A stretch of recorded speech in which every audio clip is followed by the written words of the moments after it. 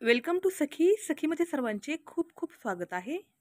रेशनच्या तांदळाचा मस्त असा नारळी भात बनवला आहे. खूप साधी, सिंपल आणि खूप टेस्टी असा तयार होतो. असं वाटतही नाही की हा रेशनच्या तांदळाचा भात आहे म्हणून. अगदी सिंपल पद्धतीने बनवला आहे. घरामध्ये जे उपलब्ध साहित्य आहे त्यातच बनवलं आहे. खूप जास्त यामध्ये काही ॲड केले नाही आणि जास्तीत जास्त वेळ म्हणाल तर साधारणपणे फक्त आणि फक्त 10 मिनिटाचा वेळ याला बनवण्यासाठी लागलेला आहे. नारळी भात आपल्याकडून कधी-कधी चिकट होतो अशा खूप तक्रारी येतात. तो जर स्पेशली रेशनच्या तांदळाचा बनवला असेल तर नक्की तुम्हाला हा प्रॉब्लेम जाणवतो.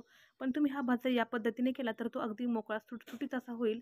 अजिबात चिकट वगैरे होणार नाही आणि खूप साधी सिंपल पद्धत मी वापरली आहे. या पद्धतीने केल्यास तुम्हाला जास्त वेळही लागणार नाही. तर सर्वात प्रथम या ठिकाणी मी 2 वाट्या रेशनचे जे तांदूळ आहेत ते छान धुवून घेतले होते. त्यानंतर धुतलेले हे तांदूळ जे आहेत ते 5 मिनिट असेच ठेवायचे आहेत. कढईमध्ये पाणी गरम करायला ठेवायचं आहे. त्या पाण्याला छान अशी उकळी यायला लागली, की मगच आपल्याला हे तांदूळ जे आहेत ते यामध्ये ॲड करायचे आहेत. रेशनचे तांदूळ खूप पांढरे शुभ्र असे दिसतात. वरून आता मी साजूक तुपाचे 2 चमचे टाकले आहेत. तूप आपल्याला शेवटीही थोडं वापरायचं आहे आणि जेव्हा आपल्याला तांदूळ शिजून घ्यायचा आहे तेव्हाही वापरायचे आहे. मग हा जो भात आहे तो मोकळा सुटसुटीत होतो. तर साधारणपणे मी 5 ते 7 मिनिट हा तांदूळ जो आहे तो मस्त असा धुवून ठेवला होता. असे केल्यानेही भात थोडासा मोकळा सुटसुटीत व्हायला मदत होते. आता गॅसची जी फ्लेम आहे ती जी आहे ती मी मीडियम ठेवलेली आहे. मीडियमपेक्षा कमीही नको आणि जास्तही नको. आता जी फ्लेम आहे ती तुम्ही अ, म्हणजे कमी जास्त करू नका. चवीनुसार अगदी थोडंसं मीठ टाका.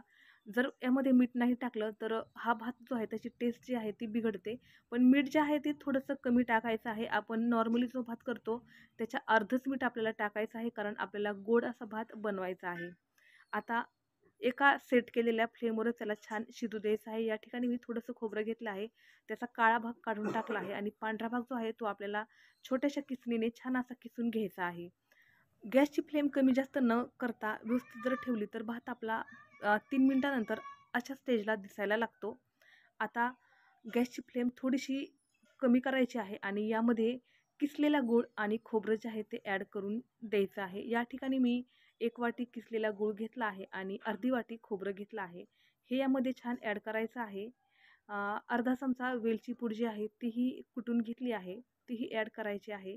त्यानंतर थोडंसं म्हणजे अर्धी वाटी एवढं मी दूध घेतलं आहे. आपण अगोदर दूध वापरलं नव्हतं. नंतर मी ते अर्धी वाटी दूध जे आहे ते घेतलं आहे आणि मस्त असं ते दूध जे आहे ते यात टाकून घ्यायचं आहे. गॅसची फ्लेम थोडीशी कमी केलेली आहे, खूप जास्त कमी केलेली नाही आणि वरून एक झाकण ठेवलेलं आहे. झाकण ठेवून आपल्याला याला एक 3 ते 4 मिनिटाची वाफ काढून घ्यायची आहे. 3 ते 4 मिनिटानंतर बराचसा जो गूळ आहे तो विरघळला गेला आहे. काही फक्त गुळाचे जे खडे आहेत ना तेच या भातावरती दिसत आहेत. तर अगदी हलक्या हाताने आपल्याला हा भात जो आहे हा खालीवर करून घ्यायचा आहे. म्हणजे सर्व पदार्थ व्यवस्थित असे मिक्स झाले पाहिजेत. त्यासाठी मी छोट्या चमच्याचा वापर केला आहे. पोहे खाण्याचा जो चमचा आहे तोच तुम्ही यासाठी वापरा आणि मस्त जो भात आहे तो खालीवर करून घ्या. म्हणजे जे गुळाचे छोटे-छोटे खडे राहिलेले आहेत तेही यामध्ये व्यवस्थित असे विरघळले जातील आणि नंतर परत हा भात एकसारखा वरून करून घ्यायचा आहे आणि परत यावरती एक झाकण ठेवायचे आहे आणि झाकण ठेवून याला परत 3 ते 4 मिनिटाची मस्त अशी एक वाफ काढून घ्यायची आहे. 3 ते 4 मिनिटानंतर आता परत झाकण खोलायचे आहे. आता आपला भात खूप छान मस्त असा शिजला गेला आहे. गॅसची जी फ्लेम आहे ती मी बंद केली आहे.